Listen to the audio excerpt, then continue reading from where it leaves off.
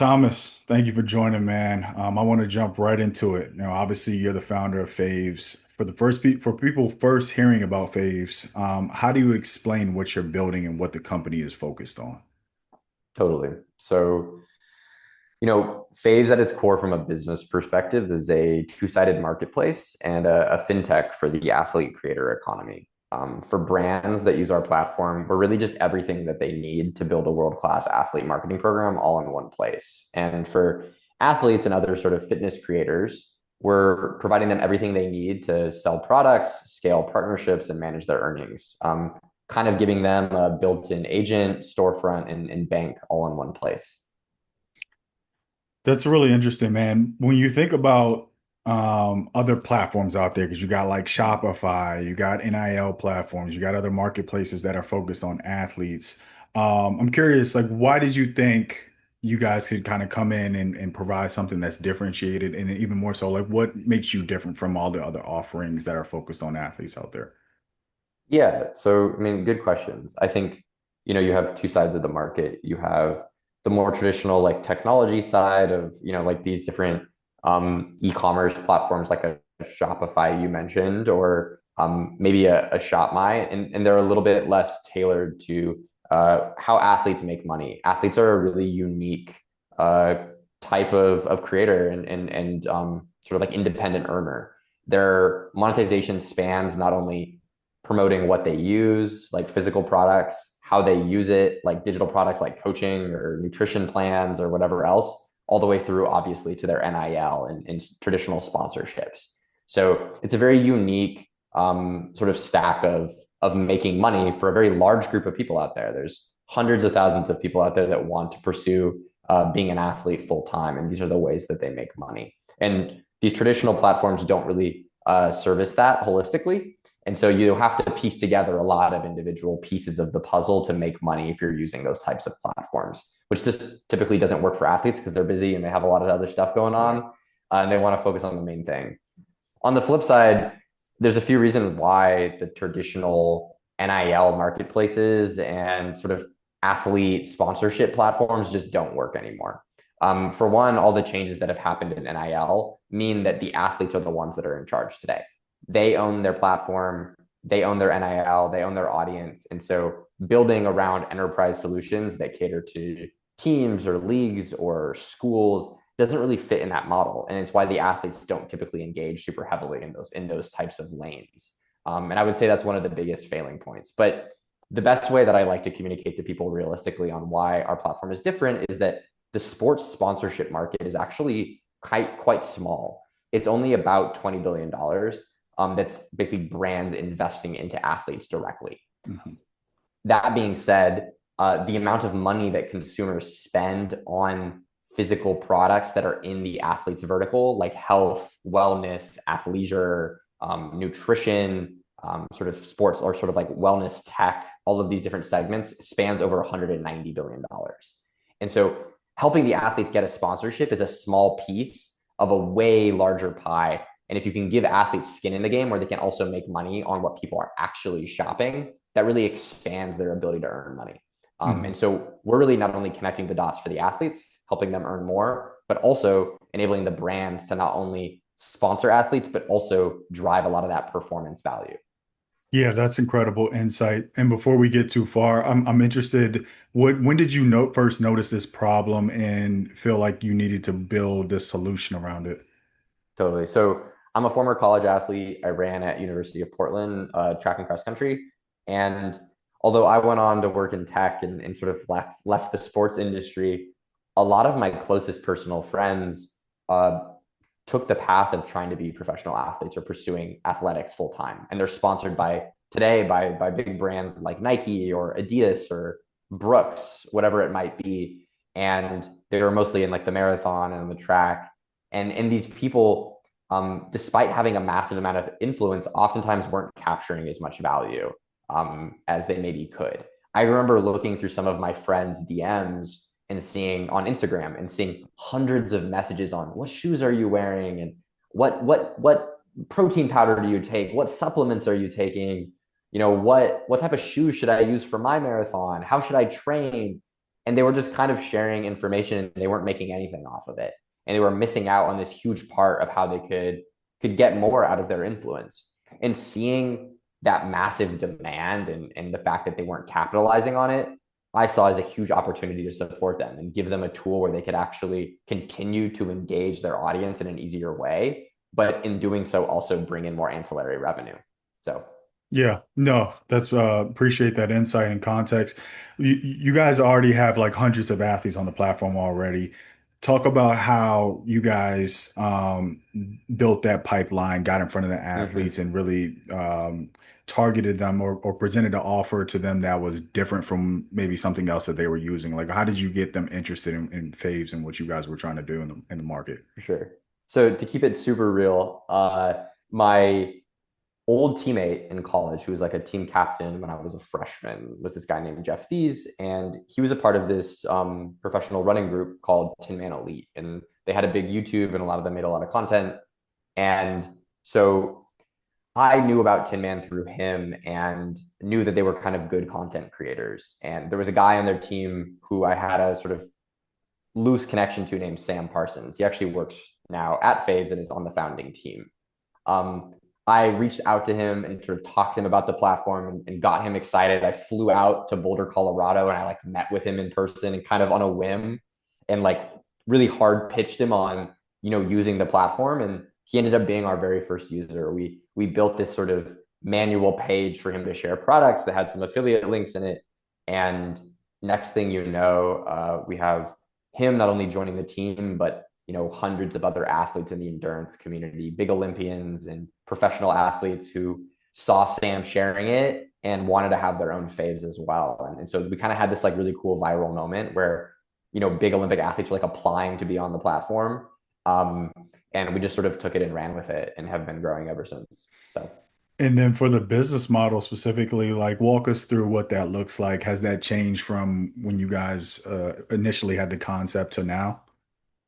yeah, so as I kind of mentioned, whenever you're starting a company, you got to be kind of scrappy at the beginning whenever Yeah. you're building things. And so we like built this really small manual page, just like one hard coded web page for one athlete to share stuff. They couldn't edit it, they couldn't do anything. That's not what Faves is like today. Today it's like a progressive app that's in their phone and they can add and remove products, customize their profile, connect their social accounts, analyze their data. They can see where people are shopping or what people are shopping, where they're shopping from. They can also get opportunities from brands directly on the platform who reach out to them. And that integrates with the storefront and it integrates with how they get paid. So we're really streamlining that whole process in one really smooth funnel that makes the athlete's life easier and also makes it way easier for the brands on the other side to actually connect with them and get them to partner with them. And so that's sort of what it looks like on the athlete side. And then, of course, on the brand side, we're providing them tools to really build and scale their own roster. And I think that's important because we're living in a day and age where a lot of this engagement comes from social media, right? And it comes from people consuming stuff from other people's content. And so if I'm a new brand, I don't want to sponsor somebody else's roster. I want to build my own. And we really give them the tools to do that. Hmm. You guys recently raised 3 million, and congrats on that because it's not an easy feat, especially as you're trying to build and get the product off the ground. What was the story around how you convinced investors to come on board? Like, walk us through that process and getting people excited and enticed about this idea and this concept. Yeah. So I think a lot of it comes down to at an early stage, they're really investing in your team and they're also investing in the market and how the market's changing. And when it comes to our team, we're a team of everyone on our team is a former college or professional athlete. We're all hungry. We have a really intense team mentality. We're here to win and we're here to execute at a very high level. And so we're all pushing each other and the bar is extremely high. And I think our investors can see that and they can really understand not only where we're at today, but what we're willing to do to get to where we want to go. And so I think that's a big part of it is really just building a team and a team culture that not only can win, but also that investors can kind of resonate with and understand. And so being able to talk to people who understood us, have maybe been in a similar position, were athletes, are sort of tech entrepreneurs and get that was really helpful. I think that was a big part of the fundraise. But separately, right? We think that we're doing it at the right time. I mean, the demand for content is almost insatiable today, and the health, wellness, fitness, sports scene is pretty much the fastest growing segment, both of the creator economy, but also of consumer spend today. And so if you have hundreds of these brands that are launching and that consumers are shopping and spending money on, being distributed by the most influential cohort and the fastest growing cohort of creators today, that's really a compelling story. And so it's not only how big is the market now, but also how big will the market be in a few years. And we think it's Yeah. going to grow quite a bit. And that's also why we're able to expand not only from the earliest college kid. We have, like University of Oregon track athletes that are on the platform, but we also have, retiring team captains of Team USA women's soccer who are on the platform. And we can really spread that gap because at every stage, they're an athlete and they have different brands they can partner with, different things their audiences are interested in. And they can really leverage that influence in a credible way. Yeah. So you're not building a platform because I mean you see a lot of the NIL platforms out there or marketplaces. They're either building for the 1%, like the athletes who are commanding the big brand dollars, or the other 99 who may not make as much, but there's a much bigger addressable market there. So you would say Faves doesn't have a specific target when it comes to an athlete. It's really a platform that can be used and leveraged across the entire athlete ecosystem, despite gender or sport or et cetera. Yeah, I think everybody has their ways that they want to monetize. Everybody has the things that their audience are interested in, and we really give them the, most efficient way to get from point A to point B, not only making money, but giving their fans a really awesome experience. So, Yeah, yeah. I mean, one of the things that you hear about with marketplaces is the common traditional chicken or egg problem. How did you guys approach that? And then even more so, look, what are some of the other unforeseen challenges with building a marketplace that people might not know about? yeah, you have to be really scrappy. I think early on, right? We were, doing a lot of clever things to try to get the athletes set up. But ultimately, I think it comes down to trust and it comes down to building close relationships, right? We started by building out the supply side of our business. So bringing on athletes. Um, that was our wedge in is that we had these close personal relationships with people who were influential, people who could actually leverage the platform and who were willing to be patient with us while the product was in a less than ideal state. Yeah. And we think that it's still in not a state that we want, frankly, and we're continuing to kind of grow it. I mean, Phase is almost getting updates every week now, and it's constantly evolving and improving. And athletes are getting new ways to earn. They're getting new ways to leverage their Faves page and a way better experience.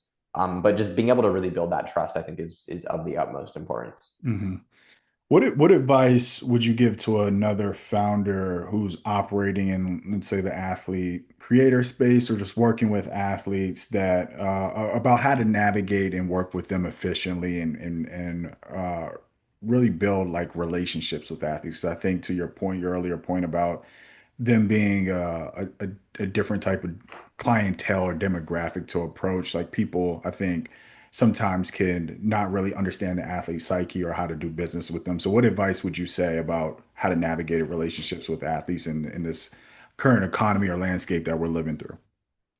Yeah, so I think on the athlete side, it's good to remember that, their main thing is being an athlete. And it's not always about making money or